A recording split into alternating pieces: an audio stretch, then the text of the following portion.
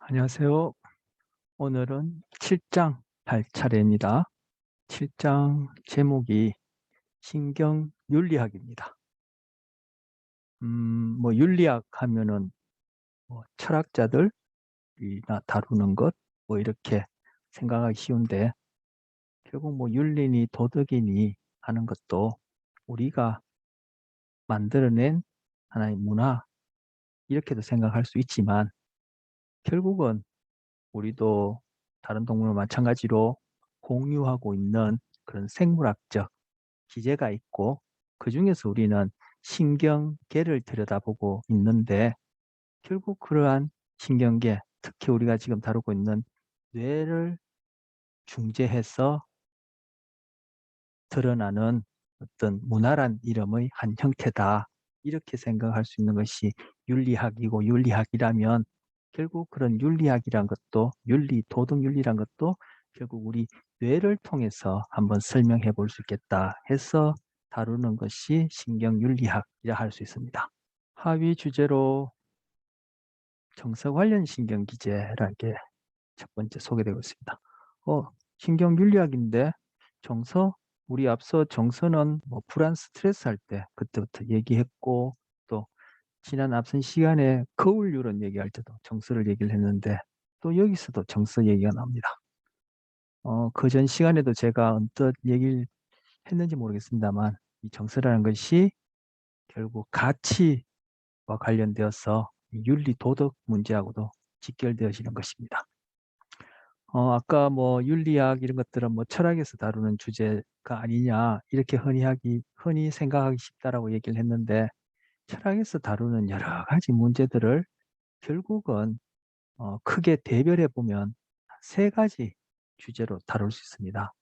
먼저 우리는 나와 세상을 어떻게 알 수 있느냐라는 인식과 관련된 문제, 즉 인식론. 그러면 인식론을 통해서 결국은 존재하는 것이 무엇인가라는 것에 대한 질문을 하는 존재론. 거꾸로 얘기하면 도대체 존재한다는 것이 뭐냐? 뭐 우리 인간 존재뿐만 아니라 음, 이 지구상에 존재하는 우주까지도 이 존재라는 것이 무엇이냐라는 걸 다루게 되면 그것이 존재론이 되는데, 그런 존재론에 대해서 질문을 하다 보면은 결국 우리는 그런 존재에 대해서 어떻게 알 수 있느냐라는 인식론을 얘기하지 않을 수 없습니다. 그래서 존재론과 인식론은 같이 따라다니는 것이다, 이렇게 볼 수 있는데, 어쨌든 크게 존재론, 인식론, 그리고 그 존재와 인식에 대한 어떤 이론, 하나의 검증된 가설이 딱 정해지면은 그에 따라 자동적으로 거기에 따라 규정되어지는 것이 가치론이라고 볼 수 있습니다. 달리 얘기하면은 우리는 어떻게 살아야 잘 사는 것이지라는 이러한 질문에 대한 뭐 답이랄까요? 나름 그렇게 문제를 해결하는 것이 바로 가치론과 관련된 윤리 도덕 문제가 됩니다. 그래서 철학의 그 많은 논란거리들은 크게 존재론, 인식론, 그리고 윤리론, 이렇게 얘기할 수 있는데, 그 윤리라는 것은 결국 달리 얘기하면은 바로 존재와 인식에 대한 어떠한 그런 설명, 이론을 바탕으로 규정되어지는 가치의 문제, 가치론이라 얘기할 수 있습니다. 그런데 바로 그 가치와 관련된 것이 우리의 정서와 직결된다는 거예요. 그래서 가치를 판단할 때는 분명히 정서라는 것이 핵심된 요소가 되고, 그 가치에 의해서 결국 우리가 어떻게 사는 것이 적절하냐, 바른 삶이냐, 뭐 이렇게 얘기하는 것이 이제 윤리 도덕이 되겠죠. 그래서 정서에 대해서 여기서 소개를 하는 겁니다. 그리고 그 정서를 바탕으로 금방 가치, 핵심이라 했는데, 그걸 가지고 판단, 의사결정을 하게 되는 거죠. 뭐 우리가 사회적 관계 속에서 윤리, 도덕이라 얘기하는 것들이 결국 우리가 어울려 살면서 매 순간 판단하고 의사결정하는 그러한 행위가 될 텐데, 그것이 이제 정서와 가치라는 것을 매개로 이 정서와 직결되어지는 것입니다. 그리고 판단 및 의사결정, 좀 전에 얘기했던 이 판단, 의사결정이 구체적으로 어떤 신경기제에서 일어나는지 정서와 관련해서 우리 익히 배운 것들을 토대로 살펴볼 테고, 또 우리 그 첫째 시간부터 전전두, 전두엽, 전전두엽 뭐 이런 것들 쭉 얘기해 왔는데, 또 배웠던 그 내용을 토대로 여기서는 좀 더 부연해서 전두엽 증후군이라는 이름으로 이런 전두엽의 기능이 바로 정서를 매개로 또 윤리 도덕과 어떻게 관련된지 그렇게 살펴볼 겁니다. 그래서 앞에 배웠던 내용들이 많이 여기 토대가 되어지니까 좀 수월할 수도 있겠다 이렇게 생각할 수 있습니다. 자, 첫 번째 정서 관련 신경 기제입니다. 지금 뇌가 이렇게 측면에서 비슷하게 보여주고 있는데 지금 이쪽이 이마 쪽이고 이쪽이 뒤통수 쪽이에요. 그리고 이만큼이 전두엽, 더 앞쪽은 전전두엽, 여긴 두정엽, 여긴 후두엽, 이 척두엽이 되겠죠. 지금 척두엽이 이렇게 비스듬히 보여주고 있습니다. 예. 여기는 왼쪽이 될 테고 오른쪽 전두엽, 두정엽 부분도 살짝 보여주고 있고요. 근데 지금 여기 보라색, 노란색, 녹색, 뭐 자주빛 이렇게 보이는 것은 이제 이 뇌 내부에 있는 그런 뇌 구조물, 뇌 부위들이에요. 지금 여기서 평면상에서 그림으로 나타내다 보니까 색깔을 달리해서 저 안에 이러한 구조물이 이러한 위치상에 이러한 형태로 있다는 것을 보여주는 거예요. 우리 앞서 지난 시간에 띠랑 배웠었죠. 그리고 음, 그것밖에 없네요. 해마 우리 배웠었고, 그리고 편도체 이런 것도 살펴봤었죠. 근데 이 중에 지금 오늘 내용과 관련해서는 딴 것보다도 D랑도 우리 앞선 시간에 정서와 관련해서 불쾌와 관련된 어떤 기능을 한다라고 살펴봤었고, 해마란 것도 우리 기억과 관련해서 제가 얘기한 적이 있는데 이 해마도 정서에 있어서 어떤 조절 역할을 합니다. 하지만 그건 오늘 차치하고 오늘은 이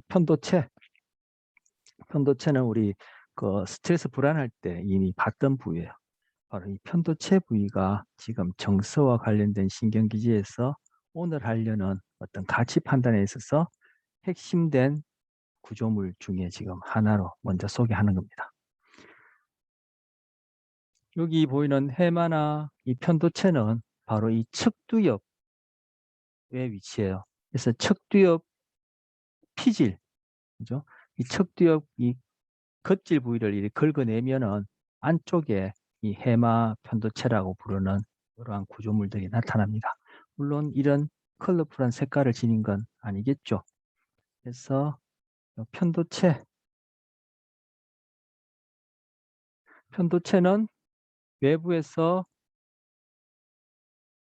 혐오적인 자극이 주어지면, 즉 우리가 다른 동물도 마찬가지지만 그게 노출되면은 그 혐오적인 자극이 시각을 통해서든 아니면 청각을 통해서든, 시각이라면 이제 여기 눈이 될 텐데, 그죠?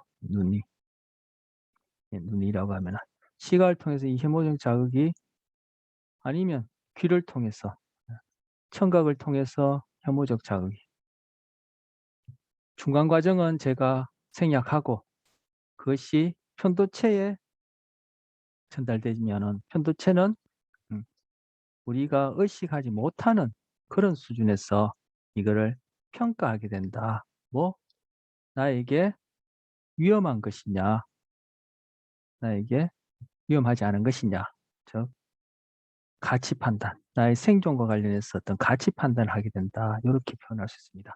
제가 앞선 시간에는 가치 판단 이런 얘기를 하지 않았었어요. 근데 오늘은 이제 가치와 윤리 이런 것들이 직접 관련되니까 제가 가치란 말을 넣어서 다시 한번 얘기합니다.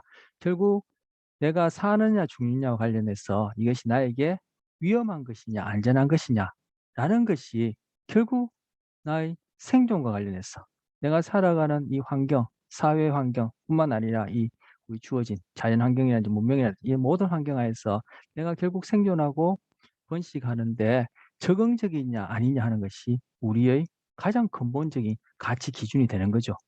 근데 그것이 결국 달리 얘기하면은 호냐 불호냐, 또 다른 말로 하자면 안전한 것이냐 나에게 위험한 것이냐라는 그런 문제가 된단 말이에요, 결국. 그러면 그러한 가치와 관련된 것을 이 편도체가 주어지는 이 자극, 즉 여기에 다른 동물도 그렇지만 우리도 노출되어지면은 그것이 무의식적으로 평가되어서 내가 아는지도 못한 사이에 그죠? 무의식적으로 평가되어서 그 편도체가 어디 우리 앞서 배웠던 교감신경계를 활성화시키고 그로 인해서 나타나는 것이 싸움, 도주, 반응이다. 이렇게 볼 수 있습니다. 그리고 이러한 편도체 교감신경계 싸움, 도주, 반응에 의해서 나의 신체에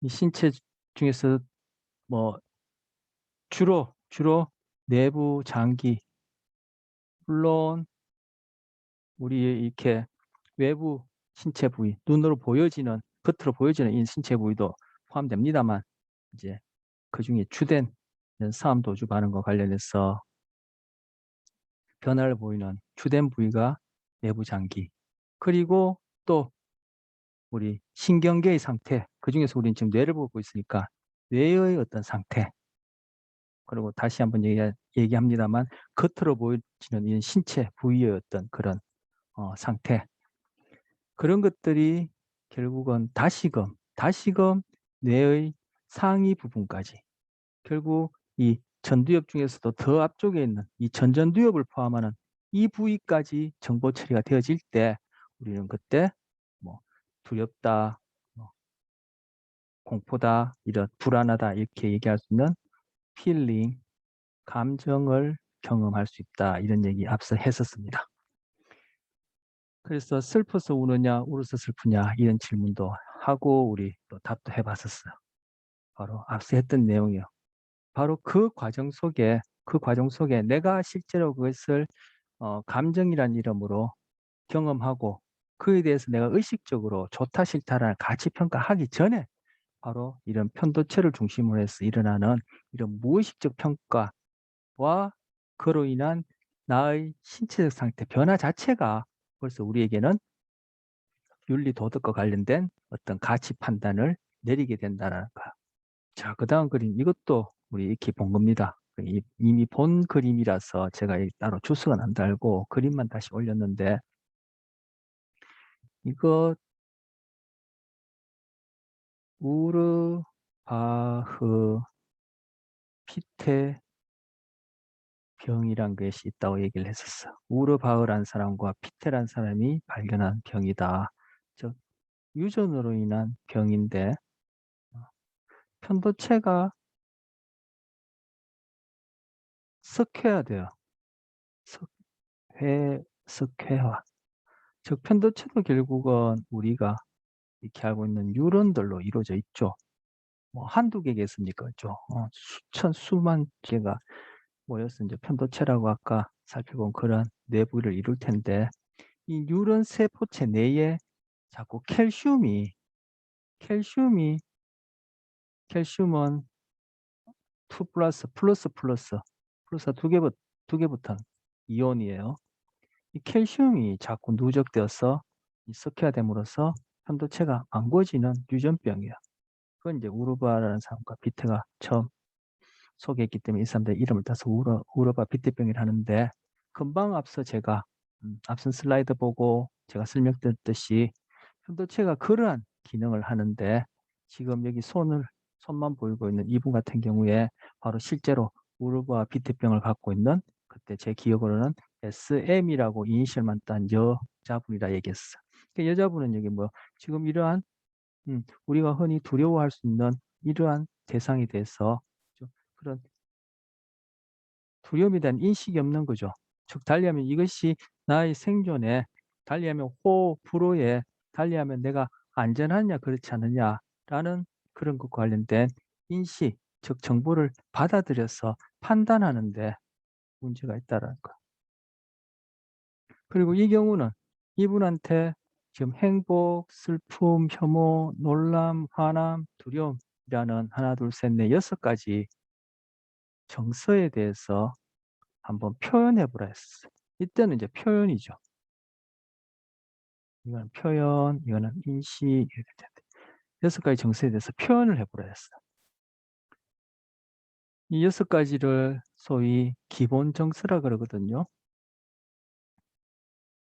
기본 정서라는 것은 뭐 너나 할 것 없이 다른 동물도 우리도 공유하고, 그죠? 과거의 사람이나 지금 사람이나, 그리고 뭐 소위 인종으로 나누더라도 그러한 인종에 관계없이, 문화에 관계없이 공유하고 있는, 나타나는 그러한 정서를 기본 정서라는데, 이 6가지가 기본 정서예요. 뭐 기본 정서 6가지 얘기하다가 우리 동양에서는 소위 한자 문화권에서는 7가지 정서를 얘기를 해요.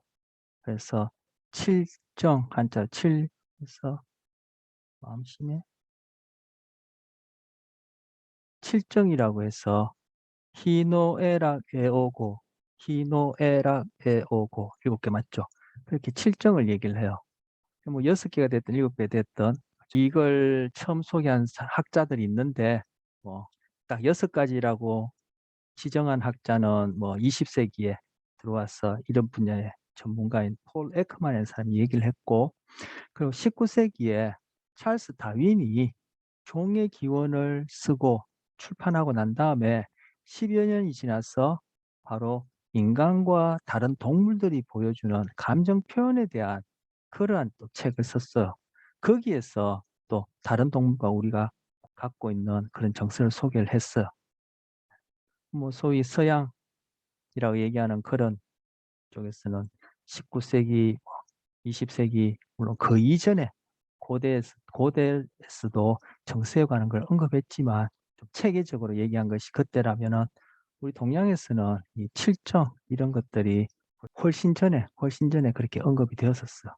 어쨌든 이렇게 7개가 됐든 6개가 됐든 기본적으로 공유하고 있는 정서에 대한 이러한 공통된 그런 생각이 있었다라는 것이 어떻게 보면은 뭐 흥미롭기도 하고 뭐 신기하기도 하죠. 자, 어쨌든 이 6가지 정서를 이 모르바 비태병을 가진 사람은 다른 건 다 표현할 수 있는데 이 두려움에 대해서는 제대로 표현을 하지 못한단 말이에요. 그래서 이 그림을 처음 여러분한테 소개할 때도 그런 얘기를 했지만, 이분한테 두려움, 뭐 불안, 공포, 그래서 그걸 표현해 보라면은 아니 못하겠다라고 이렇게 거절을 해요. 못하겠다라고 저항을 한다 이렇게 표현하는데, 어떻게 못하겠다고요? 그래도 한번 표현해 보라고 그렇게 권유를 하면은, 억지를 쓰면은 표현한다는 게 이 그림에 보여지는 것처럼 이 정도로 표현한다는 거야. 얘가 기억하는데 보안이 여기 머리가 삐죽삐죽 선 것이 어떤 두려움을 표현하는 요소다 이렇게 여기지는 거죠. 어디 뭐 카툰이나 그죠? 뭐 미디어를 통해서 이제 아기가 두려워할 때 이런 형태의 어떤 행동을 본 것을 기억해내서 그렸던 것 같아요. 결국 지금 자기 안전 또는 위험, 또 달리 이야기하면 그죠?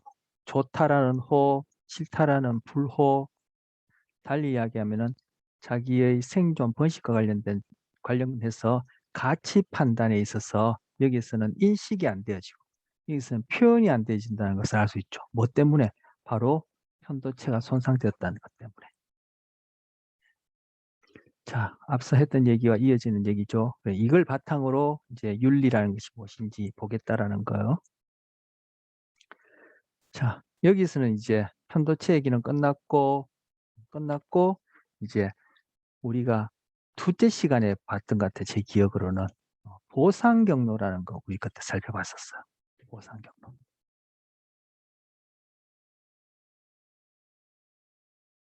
리워드 패스웨이라 해서 보상 경로 이렇게 얘기를 했었는데, 그때 보상 경로는 출발점이 어디다? 중뇌에서 시작한다 이렇게 했었어요. 그래서 이 부분이 중뇌예요. 중뇌에서 시작해서 어디? 축삭을 뻗어서 측해. 여기 요 뉴클리어스 어컨번스가 척힐이란 뜻인데, 뭐 영어 단어보다도 이거는 다른 말로 하면 기댐해. 이 어컨번스라는 용어의 뜻 자체가 이렇게 벽에 기대고 있다라는 그런 의미라서 기대맥 이렇게도 번역한다고 그때 얘기한 말로 기억해요. 또 이 척핵에 있는 세포가 이 중뇌로부터 신호를 받으면 이것이 또 축삭을 뻗어서 전전두 피질, 여기 프리프론탈 니오코텍스 이게 이제 전전두 피질이란 뜻인데 이제는 구체적으로 그때는 그냥 전전두 피질이라 있지만 이제 구체적으로 어디 전전두 피질 중에서도 복내측 전전두 옆 또는 여기 뭐 피질 이렇게 써도 좋겠죠.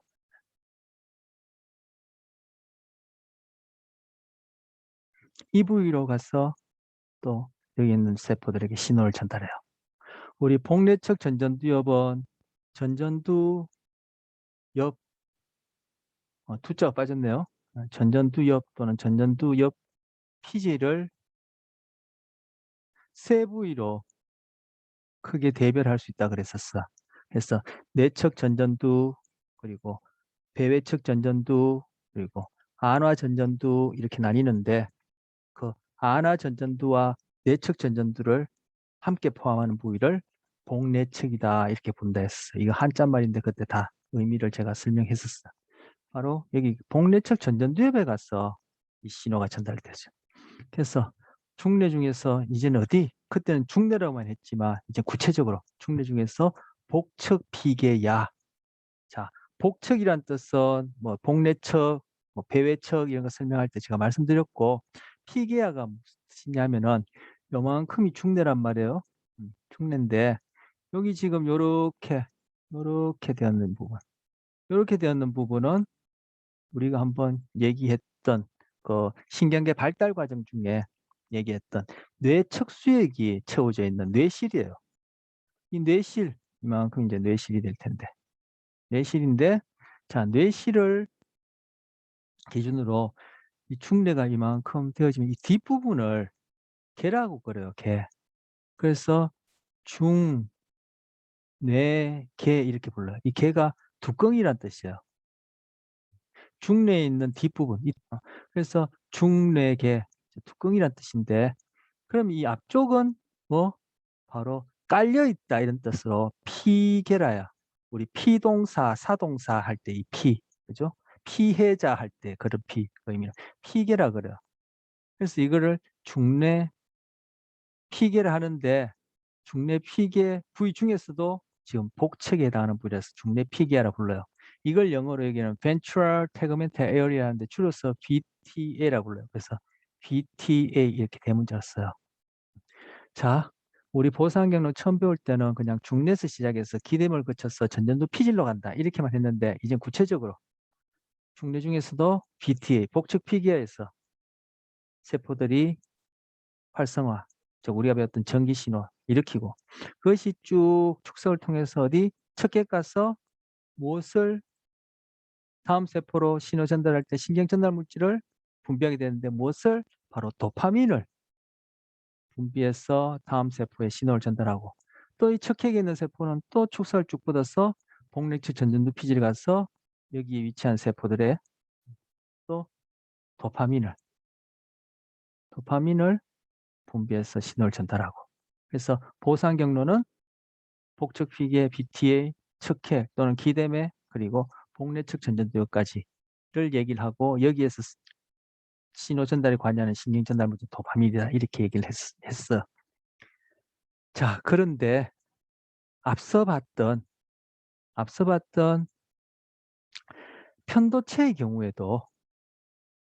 편도체의 경우에도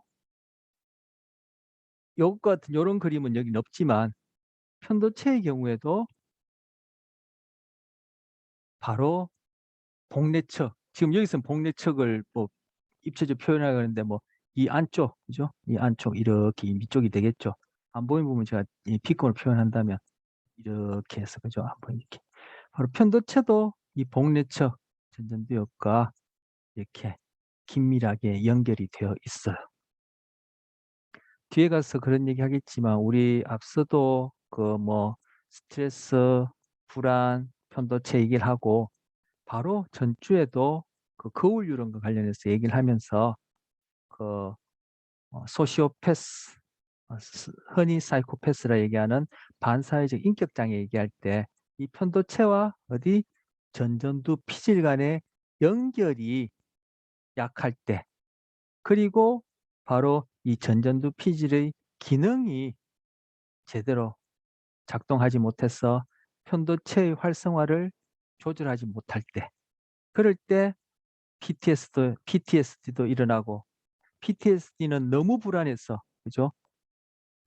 어떤 사회에 나아가지 못하는 그런 경우를 할 수 있죠. 뭐 달리하면 도전한다. 우리 아까 싸움 도주 반응을 얘기한다면은 싸움에 해당하는, 싸움이라고 표현할 수 있는 그런 행동을 하지 못한 경우고, 싸움에 해당하는 행동을 하지 못해서 결국 움츠러들어서 너무 불안해서 도망가는, 도주에 해당하는 그러한 상태라 비유할 수 있고, PTSD는 한편으로 소시오패스는 이것이 완전 반대 극단으로 치달아서 공격적인 행동으로 사회의 싸움이라고 비유할 수 있는 그러한 반응 형태로, 즉 공격성, 폭력성으로 이것이 드러나는 거야.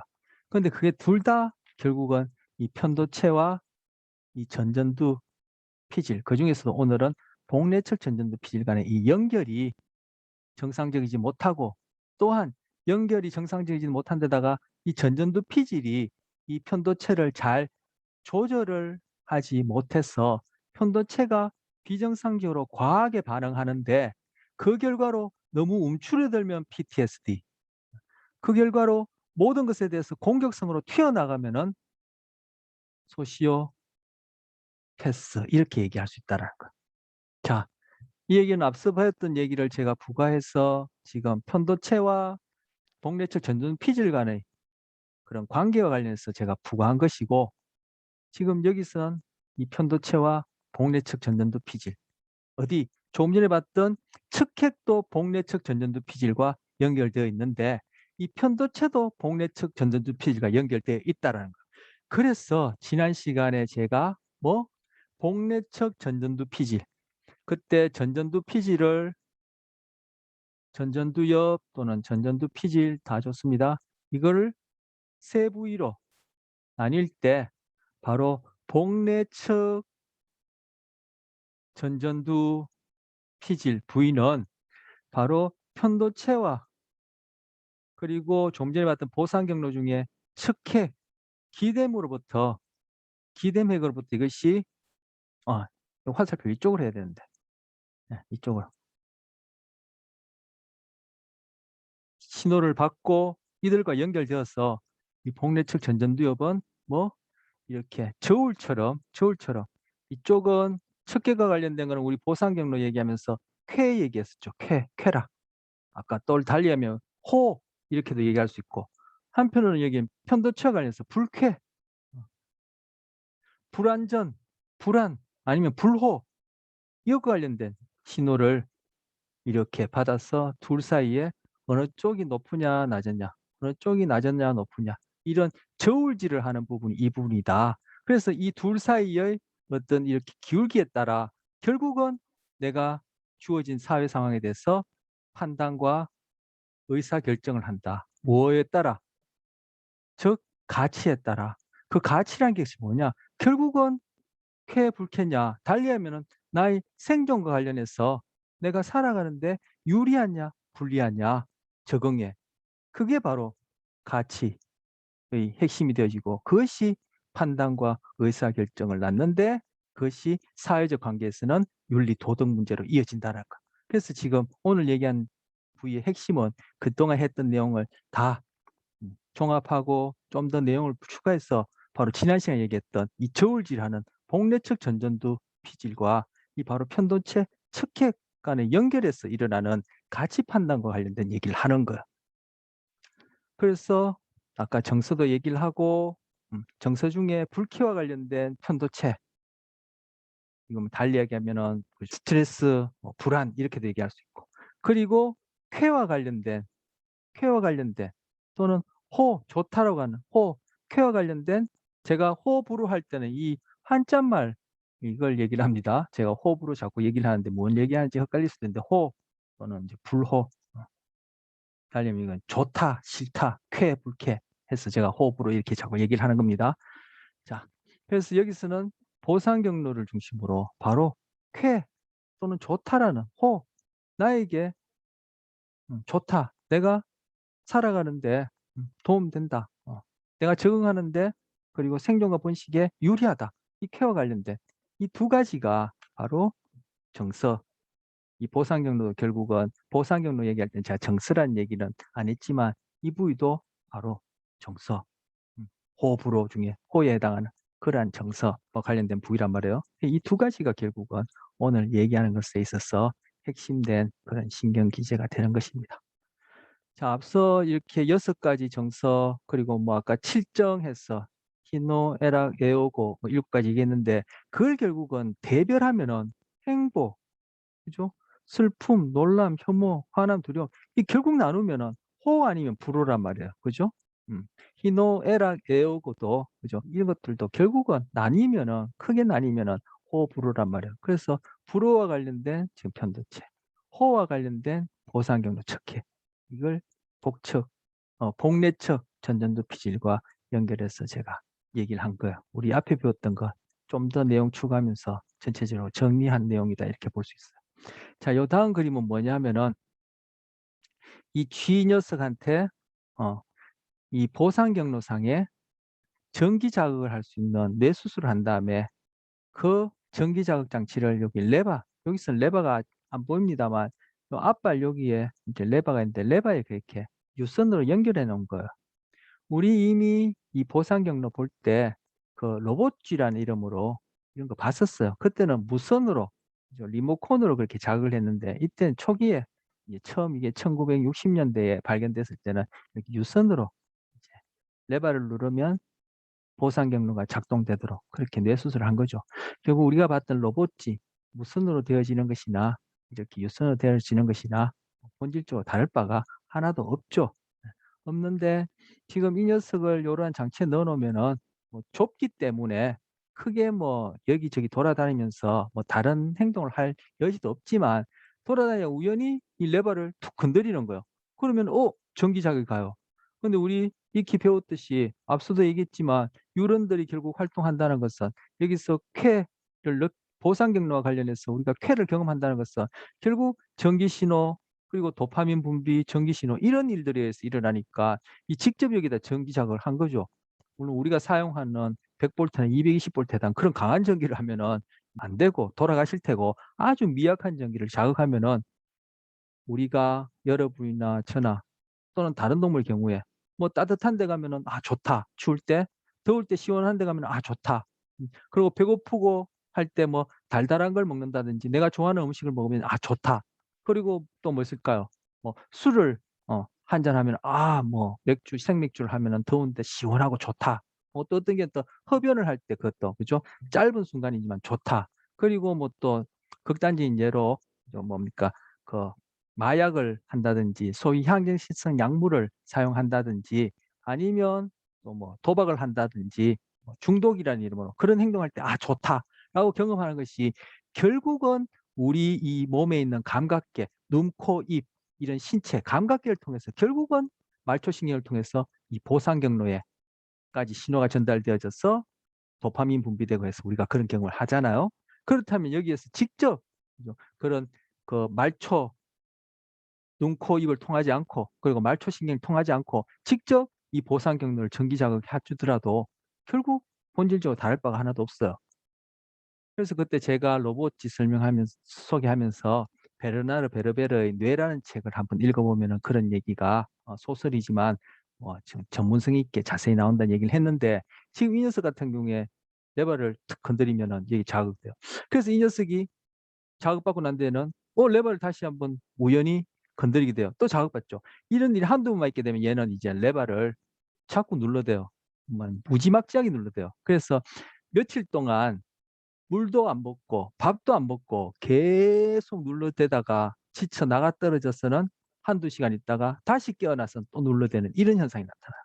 이걸 가지고 그때 로봇지와 함께 행동 행동을 설명할 수 있다라고 그렇게 여기지는 그러한 실험 내용들이에요. 자, 이거 그때 로봇지 보여주면서 충분히 제가 소개를 했는데 바로 이것과 이 그림과 관련해서 제가 다시 한번 얘기하는 것이 바로 이 보상 경로의 활성화를 얘기를 하는 거야.